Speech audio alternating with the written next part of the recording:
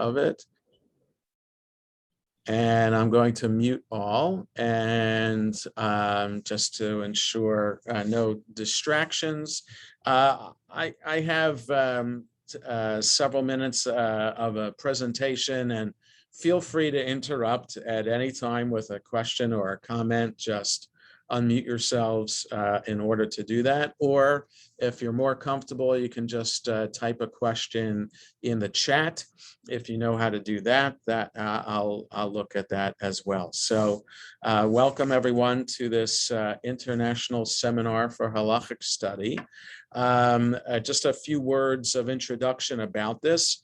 For the past couple of years, the conservative movement, actually, as it's known internationally, the Masorti movement. Masoret is Hebrew for tradition. So if you've ever heard the Hebrew language edition of Fiddler on the Roof, the opening song is tradition, tradition. So in Hebrew, it's Masoret, Masoret. So Masoret is tradition. Masorti means traditional. So it's interesting that the Hebrew name for the conservative movement is traditional. And kind of the slogan for the conservative movement for a long time was tradition and change. In any event, this is the third or fourth year that the conservative movement has hosted this international seminar on study. For one reason or another, just the schedule for shul just didn't allow for us to participate on the day that the conservative movement wanted everybody to participate. And also the topic for discussion wasn't so appealing at the time. So the two, not really fitting with the schedule and also the topic, didn't make for the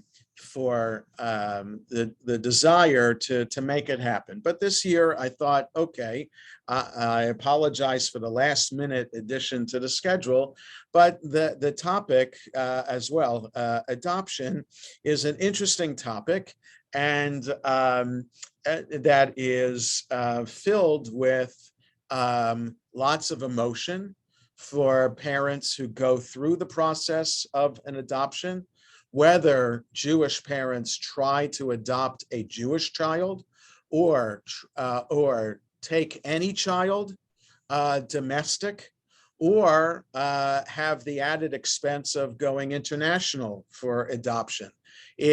So adoption then can be a years-long process. It can be a financially expensive process, and it is by all means a very emotional and heart-rending process as well.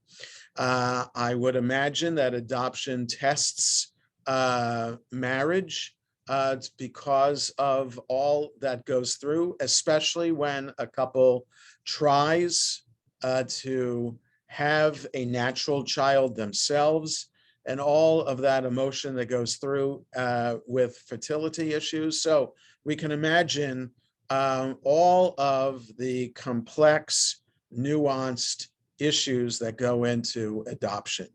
And then once the child is adopted, then the Jewish legal issues that are involved as well, in terms of if the child adopted was not born to a Jewish mother, then the adopted child would have to undergo a conversion process, which is relatively easy.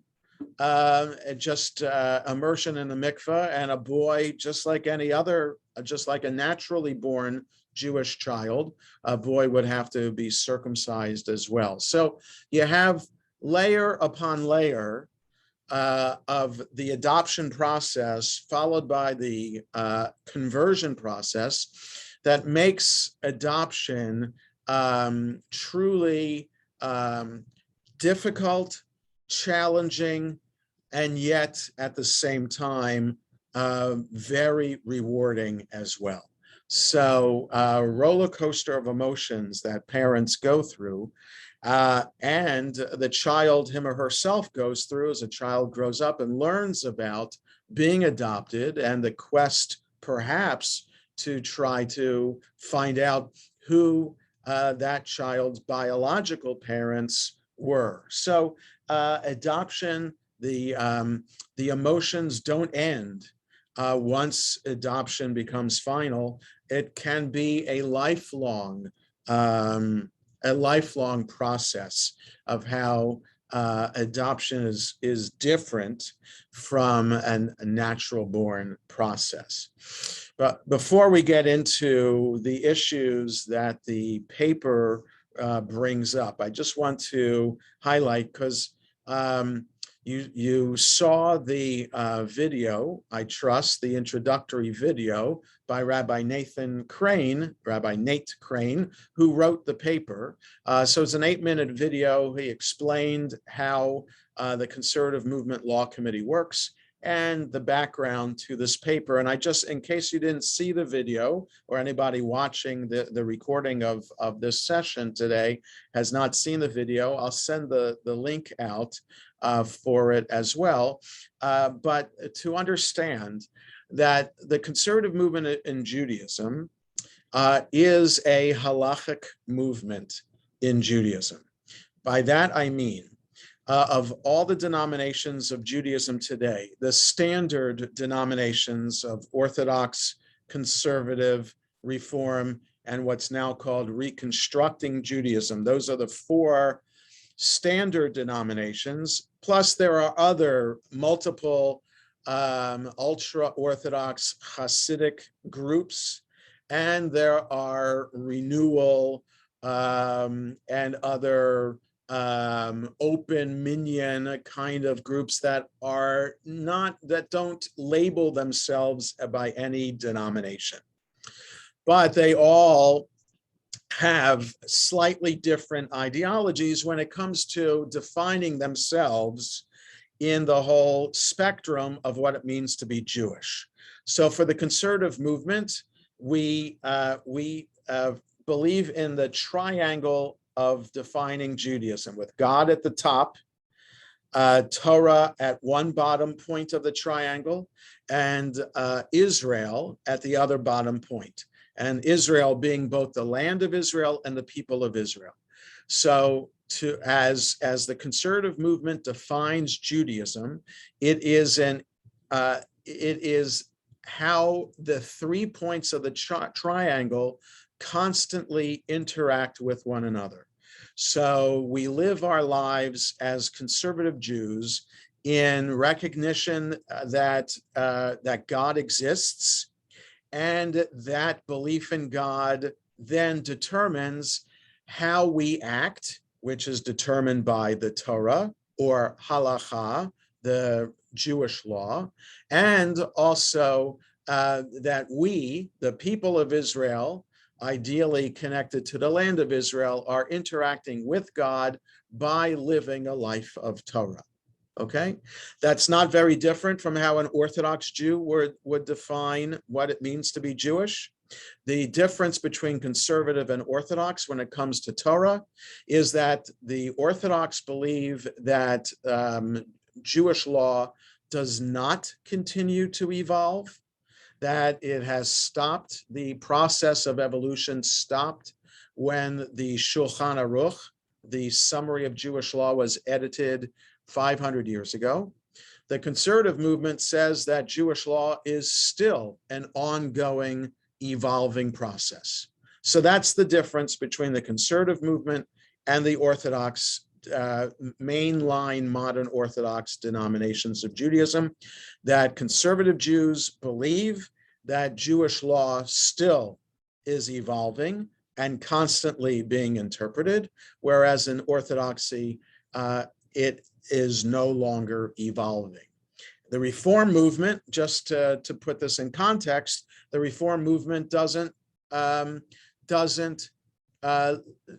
believe in Jewish law.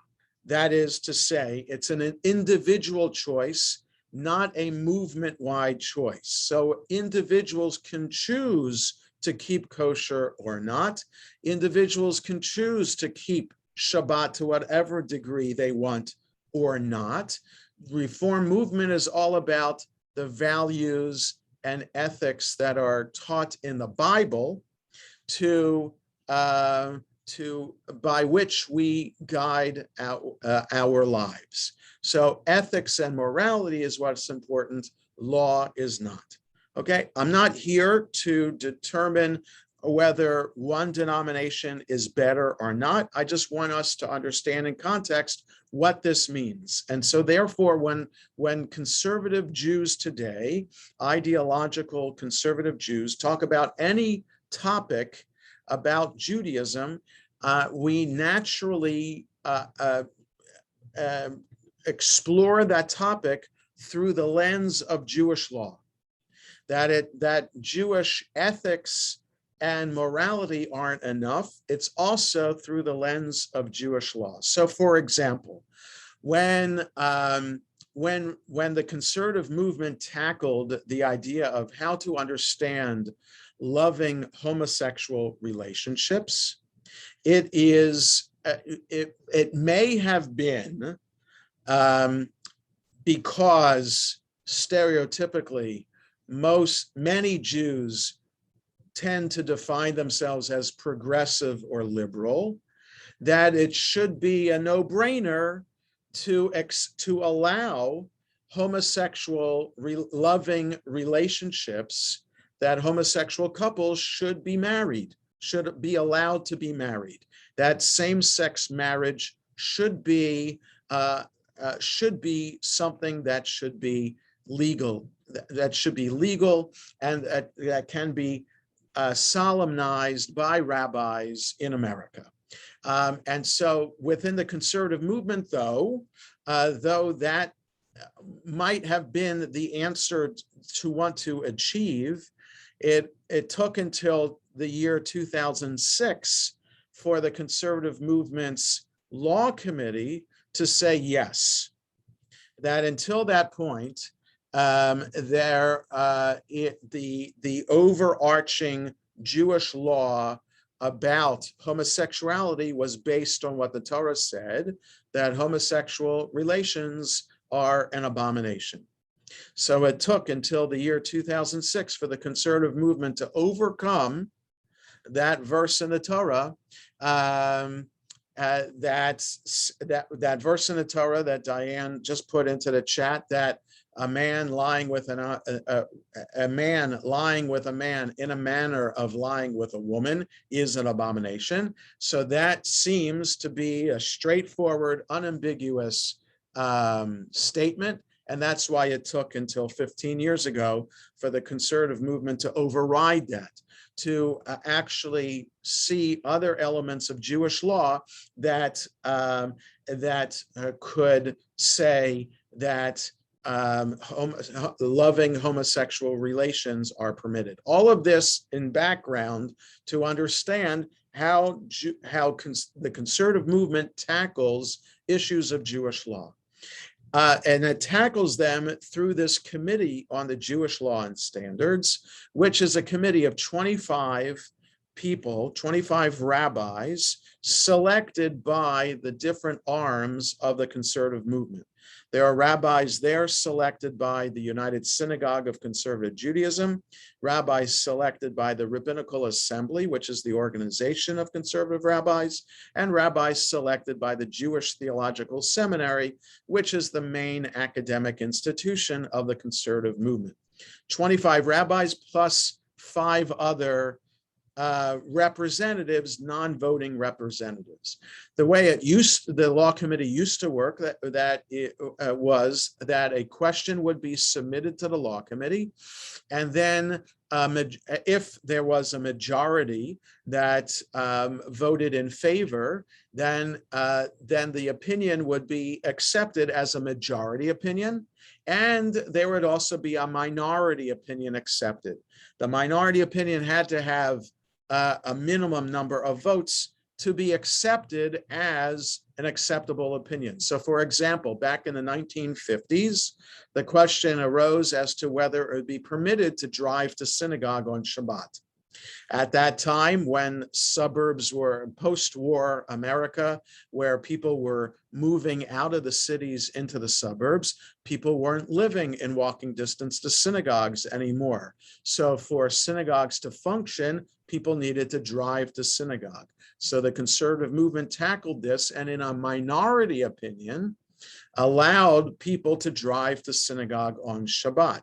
Now, most people drive to synagogue on Shabbat, but it was all based on a minority opinion. The majority opinion at the time said people should be living in walking distance of synagogues. But because the minority opinion had the minimum number of votes to allow it to be accepted, then that became the main standard of the conservative movement, and allowed for parking lots to be built with synagogues and for people to be driving to synagogue. So that's how the law committee works, and that when one is selected to sit on the law committee, one has to agree to be willing to write one of these papers. And there's a long tradition of she'elot uteshuvot,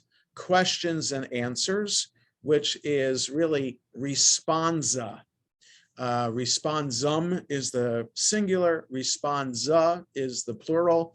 So responsa literature in Jewish history is there is a centuries-long tradition of questions being asked by rabbis and rabbis answering them, and those questions and answers being collected and published. So important rabbis over the centuries are known not just for their commentary to the Torah or commentary to the Talmud, but also known by the questions and answers that they have published. So Maimonides has a collection.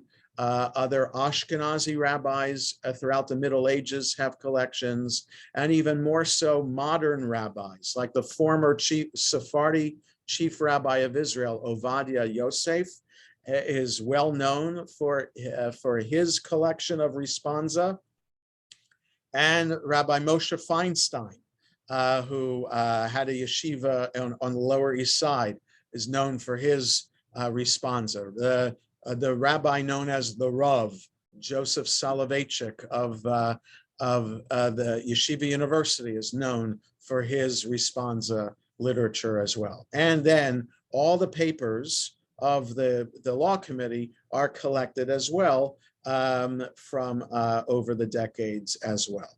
So all of this leads up to this paper today about the topic of adoption.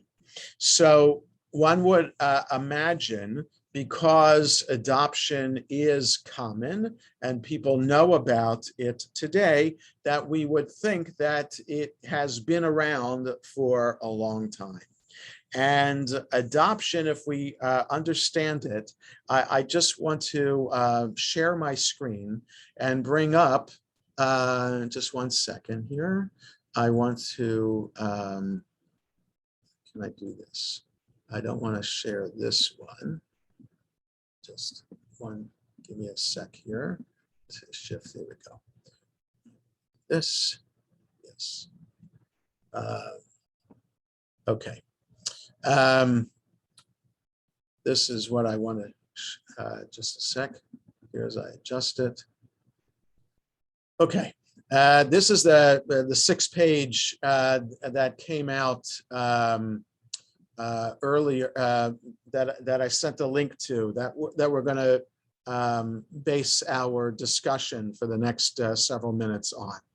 These are the questions that Rabbi Nate Crane, who authored this paper: can a child adopted through civil law be considered equal in family obligations and halachic status to that of a biological child?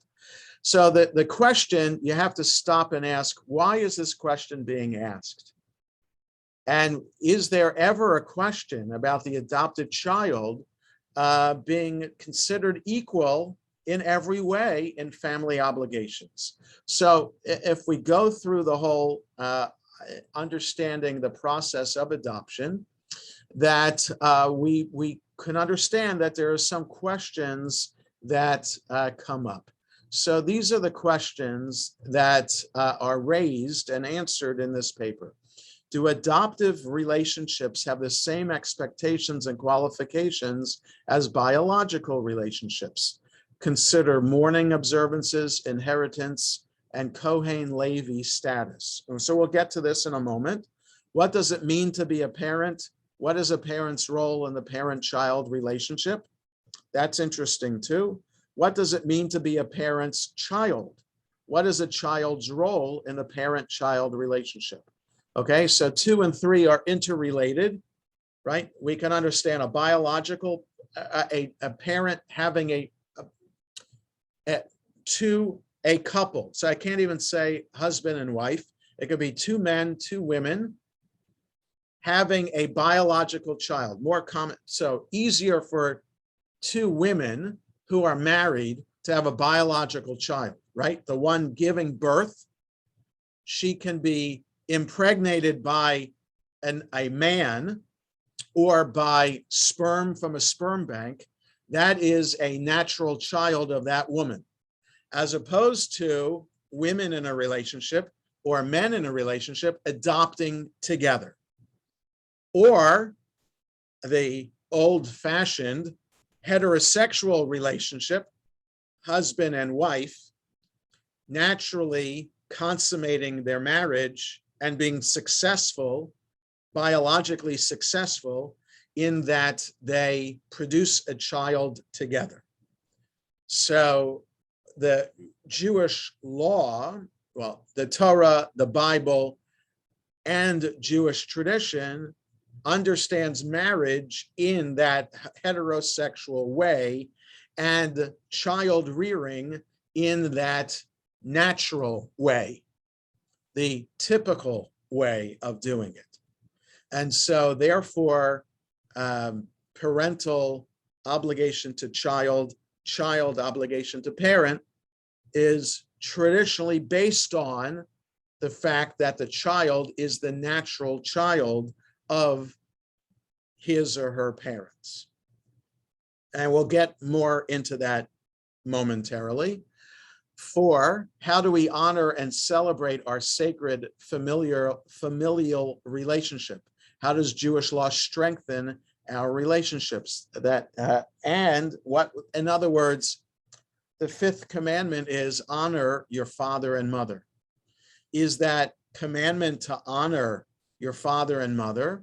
And also in Leviticus, we're told to be in awe of our mother and father. So awe or respect. So what does it mean to honor your parents? What does it mean to respect your parents? What are those obligations? And do those obligations apply if your parents are your adopted parents and not your biological parents? And 5, what rituals would you incorporate in sanctifying the adoptive relationship? And this is something brand new, and we'll get to this as well. So let's finally dive into this by looking at this first topic. What does the Tanakh, which is the traditional Hebrew way of referring to the Jewish Bible, Torah, Nevi'im, Ketuvim, the Torah, prophets, and writings sections of the Jewish Bible, what does it say about adoption? Now, the phrase, the verse that Rabbi Nate Crane is choosing is from the book of Esther. So on Purim, we're familiar with this book. When the turn came for Esther, daughter of Avichail, the uncle of Mordechai, who had adopted her as his own daughter, to go to the king, she did not ask for anything. Okay, so the point of this is that Mordechai had adopted Esther to be his child. They were related to each other, whether he was her uncle or her cousin. It's unclear from the Hebrew. He had adopted her. The footnote here refers to many other instances in the Torah and other places in the Bible of adoption. But Rabbi Crane did not choose to bring them because the examples of adoption there are more from for example, Abraham and Sarah could not have a child together. Sarah gave Abraham her maidservant, Hagar, to have a child through her. They have a biological child, Ishmael, but because Hagar was Sarah's maid, that Ishmael then is considered Sarah's, because Hagar is owned by Sarah.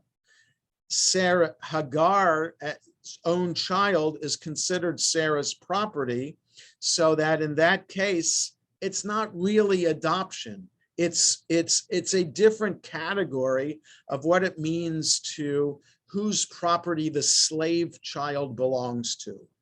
So the first instances of adoption that might be called adoption are these categories of concubines or maids having children, and the mistress, in this case Sarah, but it also was with Rachel and Leah having concubines, and their children were adopted by Leah and Rachel. So that's the nature of the adopted relationship there.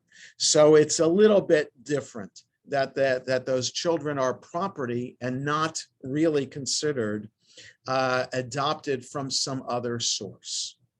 Okay, so there's this case that the Bible knows about adoption, but it's not adoption as we know it today.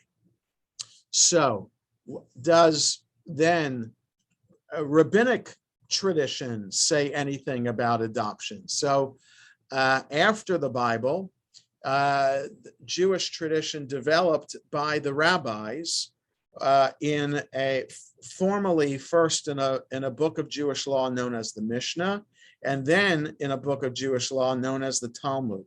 Mishnah edited and published in the year 200 CE, 1800 years ago, and the Talmud in Babylonia published in the year 500 CE, 1500 years ago.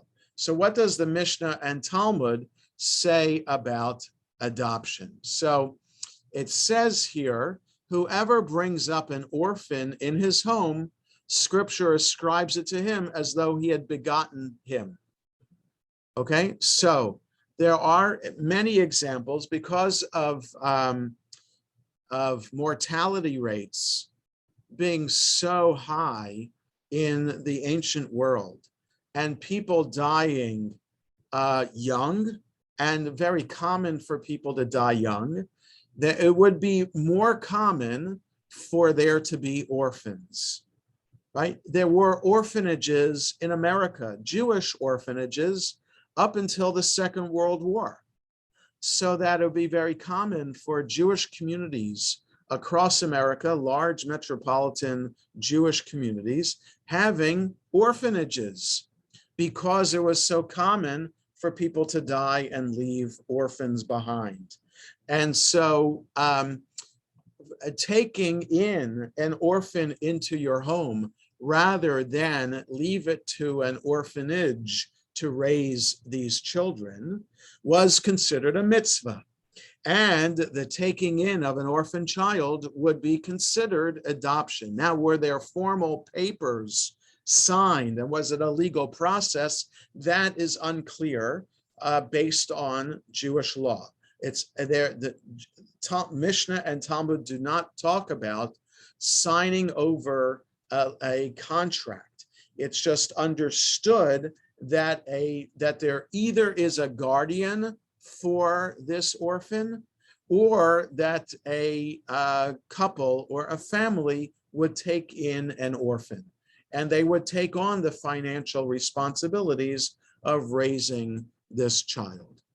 And here's another source. Happy are they who keep justice, who perform charity at all times. This verse from Psalms, what does that refer to?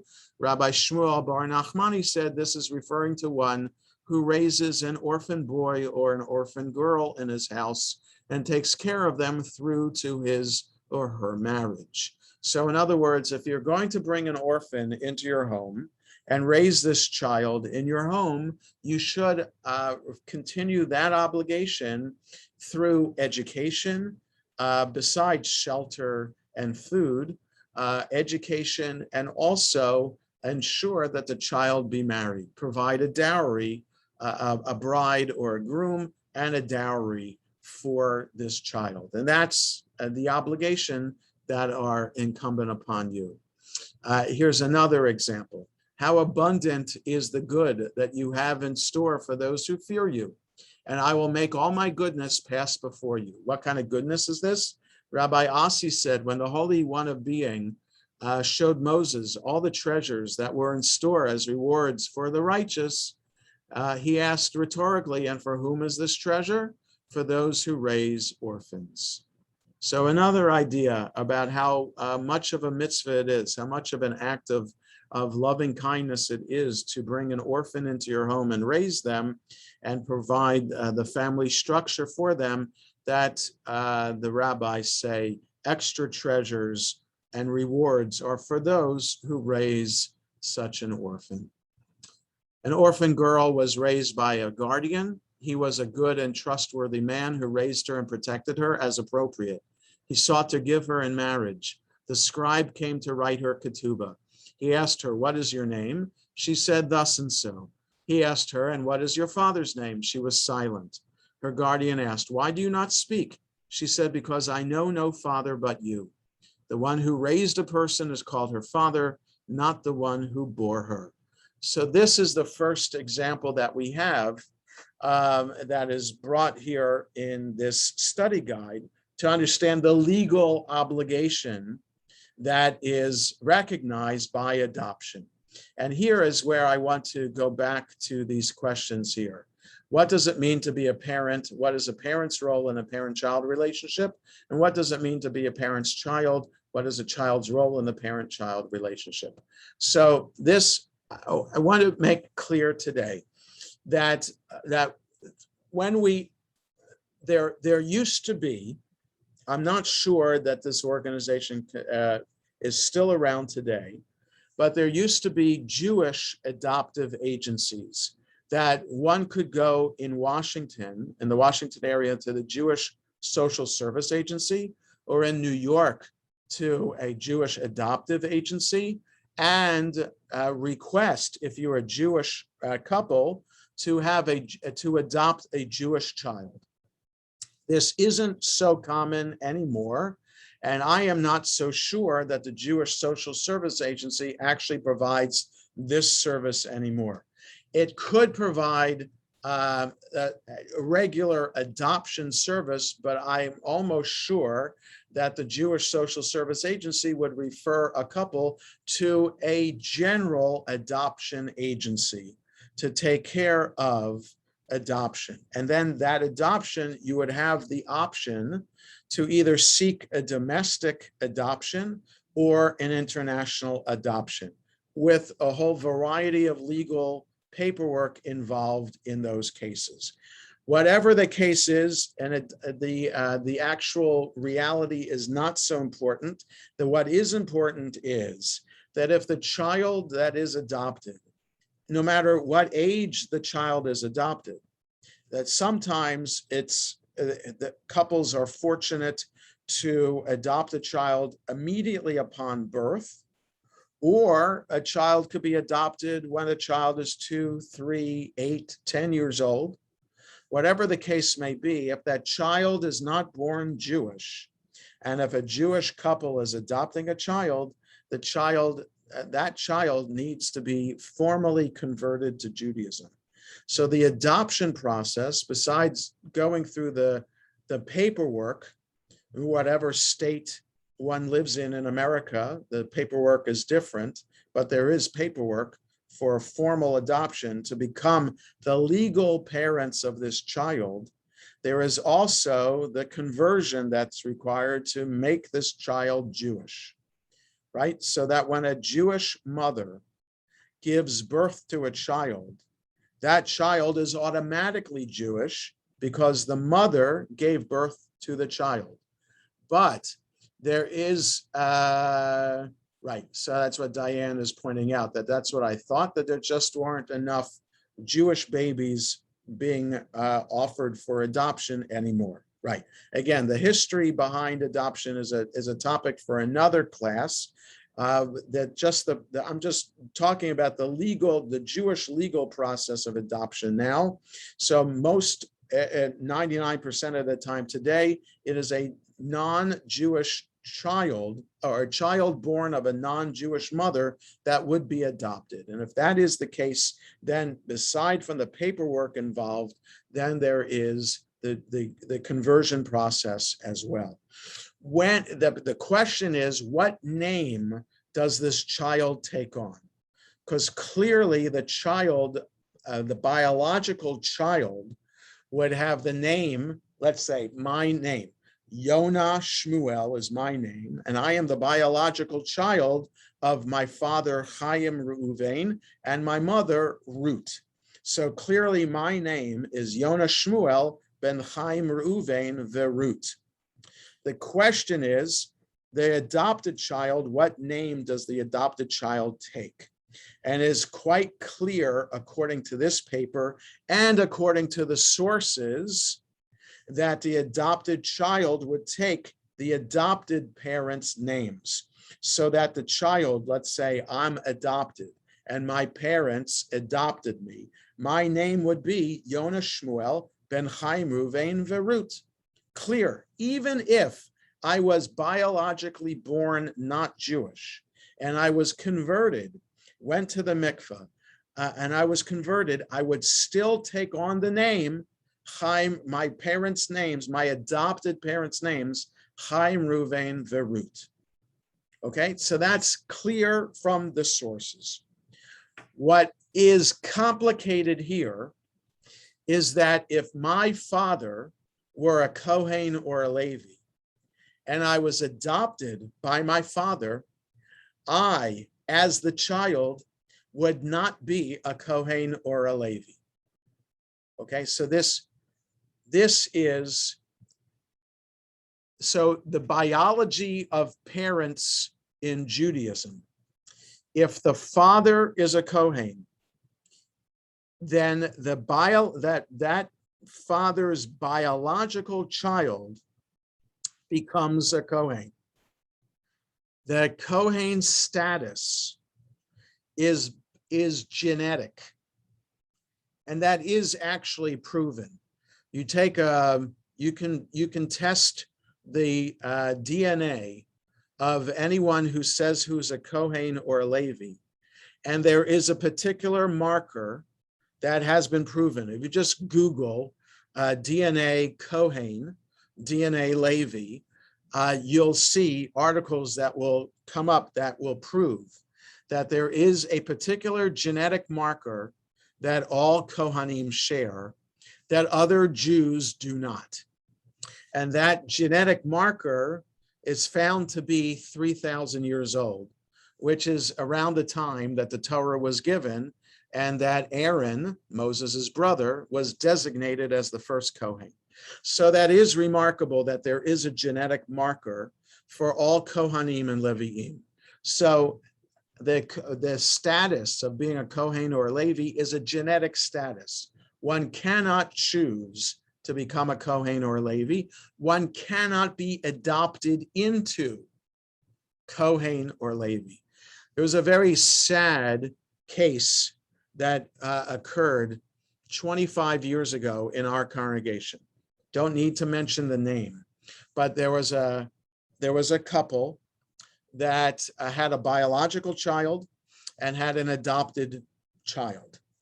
The father was a Kohen, the wife not a Kohen, but it doesn't matter. The adopted child, therefore, could not be considered a Kohen. So that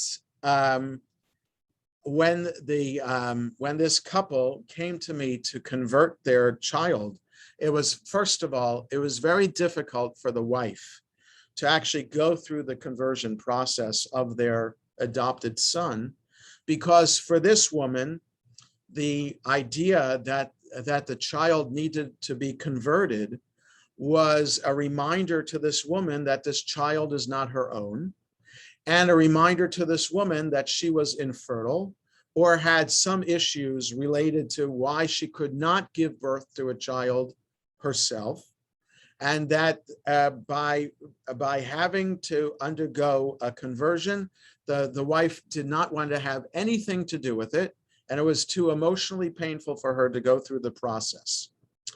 But the father did it, and then the extra process, that the extra step, because the father was a Kohen and the son could not be considered a Kohen, that was too much for the wife to endure, and the family left our congregation because of that halachic stance. And so in another movement, like the Reform movement, it's easier to go through this, where Kohen and Levi is not really an issue in this ancient status and hierarchy in Jewish society is not really followed anymore in the Reform movement. And so it was easier for this woman in this particular case to switch to the Reform movement, so that the child, she would not be reminded that the child is not her biological child, that she would not have anything there to distinguish that child from any to mark that this child is not biologically hers. So I bring this example up because the idea of adoption and why people adopt are for a variety of reasons. And if it's because of infertility, there's a lot of pain and anguish that goes through the fertility and infertility process.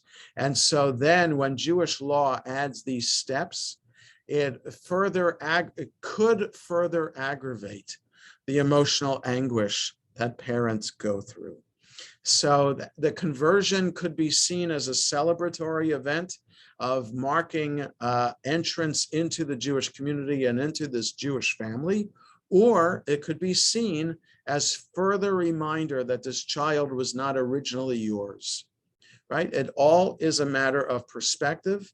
It's all a matter of how one views, as a parent, the adoption process. And then the extra role of Kohen and Levi being thrown into the mix could further be a source, be seen as an obstacle, or just be seen as just the way it is.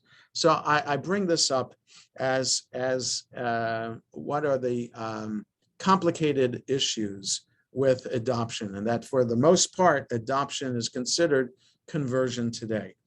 And even if an adopted child develops a relationship with their biological parents, it is still clear that the adopted parents are considered the main parent, and that there are other sources which we don't have the time to look at to prove this. It is quite clear that an adoptive parent who gets to know their biological parent, which is only a modern phenomenon, by the way, like these sources that we were seeing, most of the time, the rabbinic tradition would be people adopting orphans. So the orphan, just by definition, no longer knows or could have a relationship with their biological parent because their parents are dead.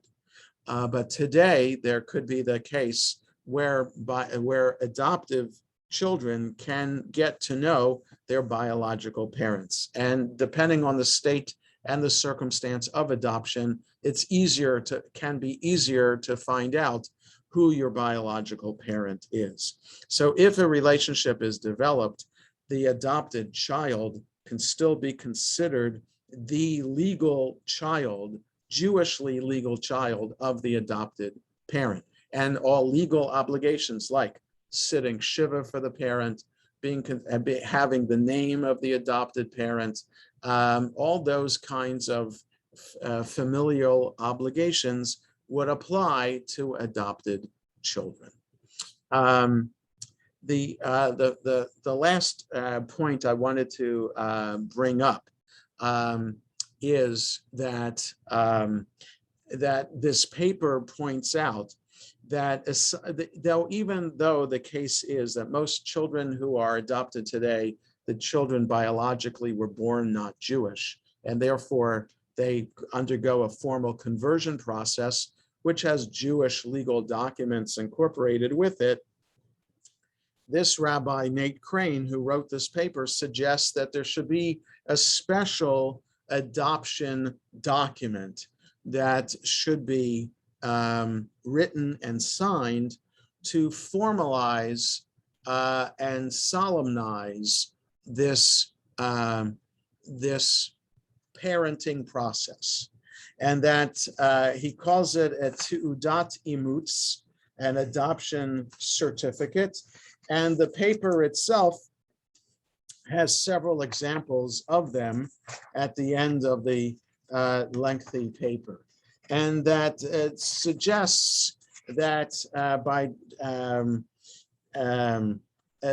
here's an example. We, the undersigned, testify that on this blank day of the week, the blank day of the month, in the year 57 blank, corresponding to blank, in the city of so-and-so and so-and-so formally adopted this child. They accepted the obligations incumbent upon parents in accordance with the laws of the people of Israel and the customs of our times. May it be God's will that the parents be privileged to lovingly raise their child to a life of Torah, to chuppah, to the wedding canopy, and to a life of good deeds. So it's a document that attests to that, just like a document that would be given at a bris or a baby naming. Here's a document for an adoption as well. So I'm going to stop sharing, and if anybody has question or comment about this presentation today. Yes, Diane, unmute yourself.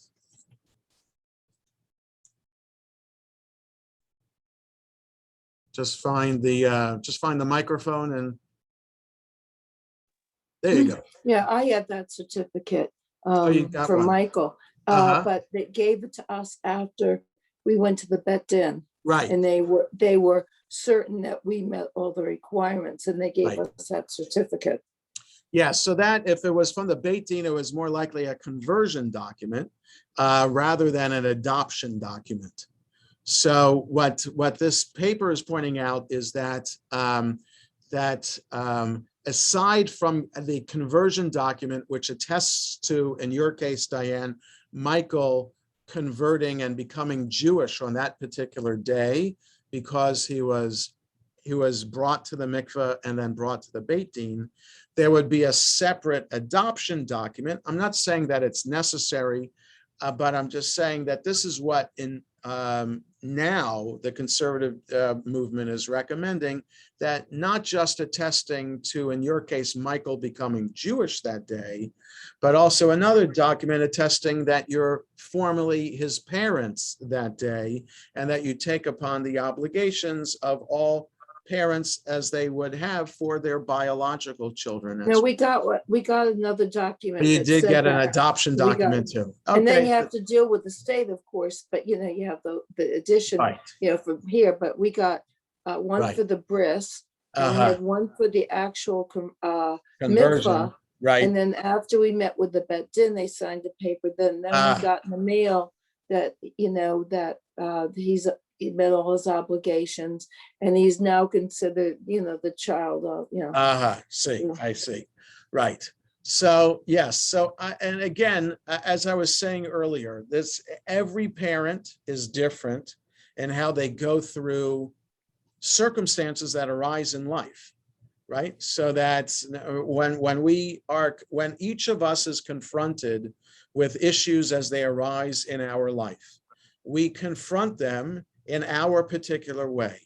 Either we get overwhelmed, or we immediately tackle the circumstance and make things right, or there's somewhere in between. And everybody has their way. And then it also depends on how many things we are confronted with at the same time. And so if we normally confront an issue pretty well, we might not confront 5 issues at the same time in the same way. So everybody has their way emotionally of dealing with things. And so there is no right way to be able to confront, let's say, the issue of infertility, and that being the cause for adoption. It could very well be that parents, when they get married, say, we don't want to bring a child into this world. This world is crazy, climate change, crime, whatever it is, issues around us, social justice issues. We don't want to bring a child into this world, but we will take care of a child already born into this world.